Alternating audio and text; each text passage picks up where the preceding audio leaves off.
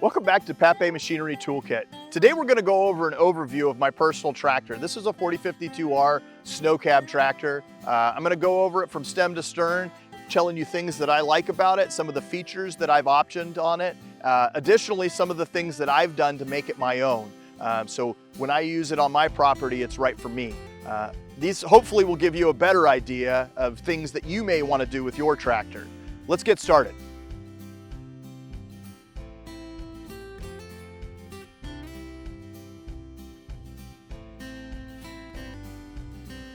Let's start in the front of the tractor and work our way back. So first off, I'm going to point out that my tractor is by no means pristine. I use my tractor oftentimes on a daily basis around my property. I'm moving wood, moving logs. I have a wood mill that I use this tractor with.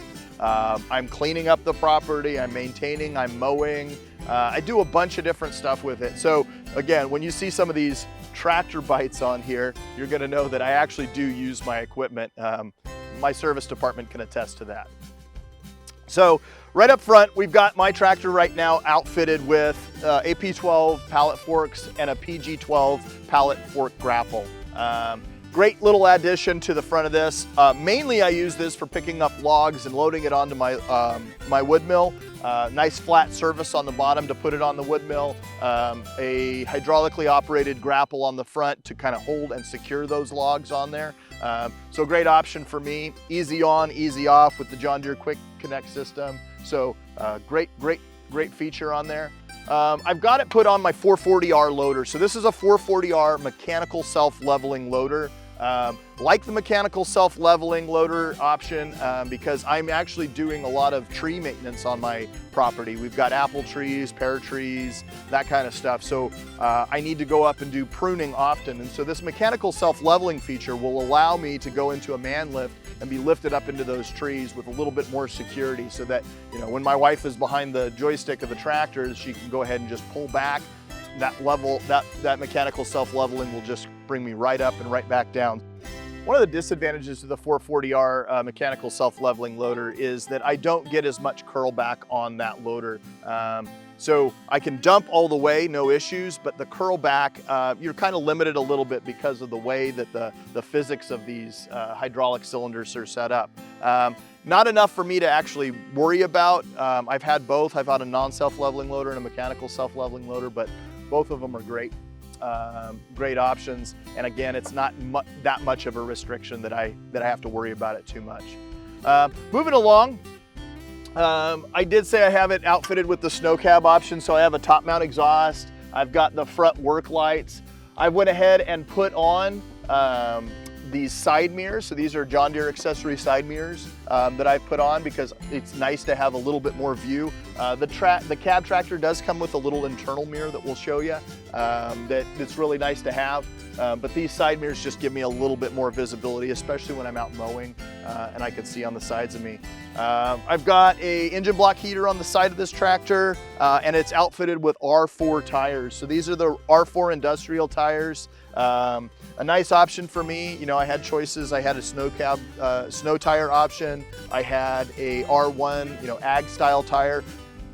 The R4 tires give me kind of the best of both worlds. I get, you know, maximum traction, and I also don't cut into the property nearly as much. So when I'm driving around my house and whatnot, I don't have that big of an issue. So this was kind of the best option for me. Obviously your terrain will dictate what you need on your particular property.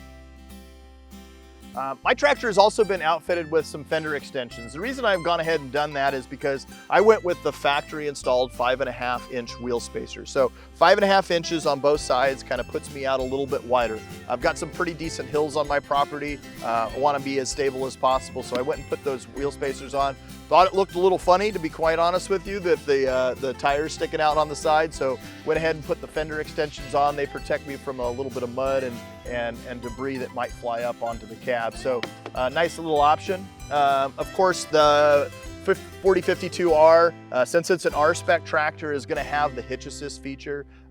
Really nice and convenient. I can move the tractor both forward and aft just by the push of these buttons. And additionally, I can raise and lower the 3-point linkage from the exterior of the tractor, which is really nice as well. Of course, my tractor is fitted with an iMatch quick hitch when it's configured with some of my John Deere and Frontier implements. This is going to be a 72-inch box blade that Frontier has made. Great little box blade, been terrific, use it all the time. If I'm digging out stumps and we're trying to level off the land, that's pretty much what I use it for. Don't have any gravel roads on my property, but so I use it just for kind of land leveling, and it's been great for that. Coming on the back side of the tractor, we've outfitted this tractor with a couple of different things. So with the snow cab, you're gonna get rear work lights, license plate mount up top. You're gonna get from the factory 4th and 5th functions. 4th and 5th functions are really nice for adding extra implements that you need hydraulic functions for, top and tilt kits, that kind of thing. Additionally, mine's outfitted with a Power Beyond kit. I have a backhoe, so I need that Power Beyond kit. Power Beyond kits are also good for things like post pounders, things that have external controls that you just need to extend the hydraulic functions of the tractor. So that's why I've got that Power Beyond connected there. You can see probably pretty well here that I've got the mounts for the backhoe as well. So that's an additional feature that's not on the normal tractors, but I've got that. This is a good view so that you can see actually the width of the wheel spacer extensions there. So 5.5 inches again on each side, 11 inches total. All right, so I'd like to point out what we're looking at here is the subframe mounting for the 485A backhoe that I have equipped to this tractor. So this subframe mounting is going to add an additional kind of protection underneath. I really like the fact that I've got, in essence, a skid plate underneath there to kind of protect, you know, some of my filters that you see and some of the hydraulic lines that are down underneath the tractor. So just wanted to kind of point that out. Nice little extra feature that we've got.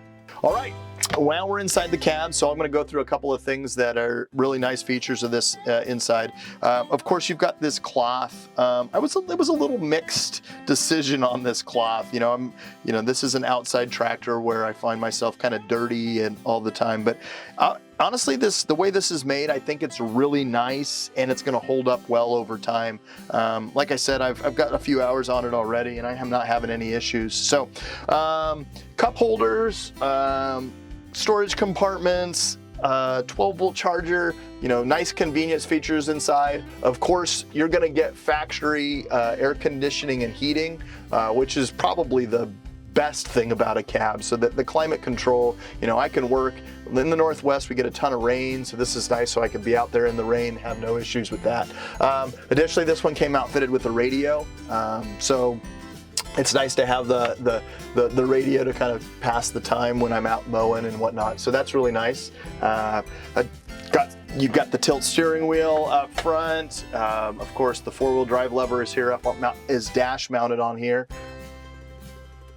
On the right-hand side of our control panel, we're gonna have all of the nice technology that we get with our 4R tractors. The cruise control, the auto throttle, the load match, all of those are kind of right in one component off to the side. Also, there's a nice switch layout. Of course, my tractor's got a few extra features for the 3rd function, the 4th and 5th function. I've got a switch for my rear windshield wiper, my beacon light, my rear work lights. Of course, the PTO switch is housed over here. And then additionally, I've got the 3-point raise and lower on that side, on the right side as well. I think one of my critiques inside the cab here is going to be that there's not a whole heck of a lot of, you know, storage. On the open station tractor, you've got a nice big toolbox on this side.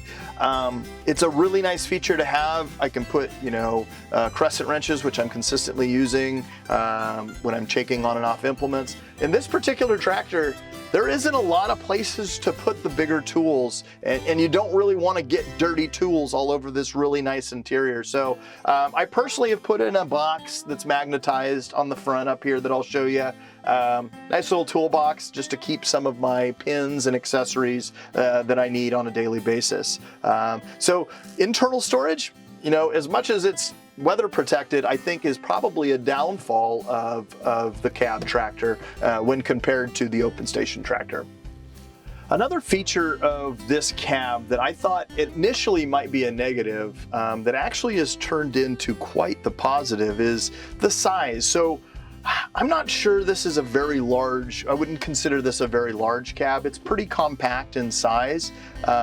But I'll tell you what it does offer is a lot of visibility. So I can see out this tractor and down to my implements and out in the property where I'm working with ease. So I think that compact nature definitely helps me, see a lot better. Additionally, I'm not, I can get into tighter places and I just have a greater awareness of the space that I'm in because it is pretty compact. But I'm, roughly 5'11". I fit in here just fine. Of course, I can adjust the seat. I've got tons of headroom. Lots of room for activities in here. Some more of the things that I've done to personalize my tractor is I put in, this is a mount that John Deere offers, so I can actually have my phone mounted up here. It's one of those Ram mount X grips. So it's really nice to have my phone pretty easy to see. I was a little bit miffed on the light quality in the 4R tractor. So I've replaced the dome light with LED. I've also replaced all of my work lights and my front mount lights and my rear mount lights for that matter with LED light bulbs. Pretty easy to do. Of course, I've seen that on multiple YouTube videos. That information is well documented. And actually, I believe for 2023 model year, all of the new tractors are going to be outfitted with LEDs. So I just kind of preempted the game a little bit. And so those are some of the things that I've done to make my life a little easier, because I'll tell you the LEDs really do a nice job of lighting up the night. I hope you've enjoyed this brief overview of my 4R tractor. This 4052R is going to suits my needs really well. I've got, like I said, a good amount of hours on this already, and it is, I absolutely find myself drawn to this tractor because of the climate controlled features and that kind of thing. So spending a lot of time in this tractor, getting to know it, and really enjoying it compared to my open station that I previously had. If you like this content, please subscribe and maybe like it. Additionally, if you have any questions, go ahead and comment in the section below and we'll try to get back to you as fast as possible. Papé Machinery is here to help you guys in your tractor choice. This tractor is right for me, and it may not be right for everybody, but if we can lead you towards that right tractor and get you outfitted with the proper piece of equipment for your property, we'd love to do that. So come see us at Papé Machinery. Thanks a lot. Hi, my name is Jason Hughes. I'm a territory manager out of Eugene, Oregon. I'm also a large property owner and own a lot of the equipment that you see featured in these videos. I hope you find this content helpful. If you have any questions, please comment below.